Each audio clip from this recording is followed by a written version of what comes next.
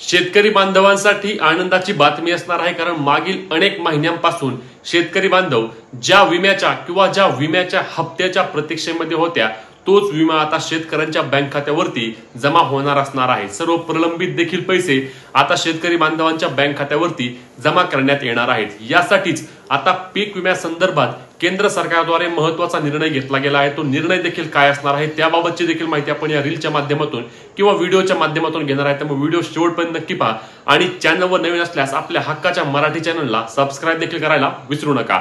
नमस्कार मित्रांनो, मी विराज। शेतकरी बांधवांच्या बँक खात्यावरती उद्या अर्थातच 11 ऑगस्ट पासून 2022 पासून थकीत असणाऱ्या पीक विम्याची रक्कम जमा केली जाणार आहे। आता यामध्ये खरीप पीक विमा असू द्या, रब्बी पीक विमा असू द्या किंवा तुमचा फळ पीक विमा असू द्या, सर्व पैसे तुमचे जमा होणार आहेत। त्यासोबतच आता सेंट्रल गव्हर्नमेंटद्वारे एक परिपत्रक देखील प्रकाशित करण्यात आलं आहे। 9 ऑगस्टचं परिपत्रक आहे आणि यामध्ये स्पष्ट सांगण्यात आलं आहे की दिनांक 11 ऑगस्ट रोजी राजस्थानमध्ये एक मोठा कार्यक्रम होणार आहे आणि या कार्यक्रमामध्ये डीबीटी प्रणालीद्वारे सर्व शेतकरी बांधवांच्या बँक खात्यावरती पैसे जमा करण्यात येणार आहेत। त्यामुळेच शेतकऱ्यांसाठी ही एक अत्यंत महत्त्वाची आणि आनंदाची बातमी असणार आहे। त्यासोबतच आता यापुढे शेतकऱ्यांना जेव्हा पीक विमा वर्ग करायचा आहे तेव्हा कुठल्याही प्रकारची वेगळी तारीख सांगितली जाणार नाही, तर वर्षातून 3 वेळा या संदर्भात केंद्र सरकारच्या लेवलवर मोठे कार्यक्रम आयोजित केले जातील आणि ज्याप्रमाणे पीएम किसान योजनेचे पैसे त्याच दिवशी वितरित होतात, त्याच पद्धतीने सर्व प्रक्रिया पूर्ण होऊन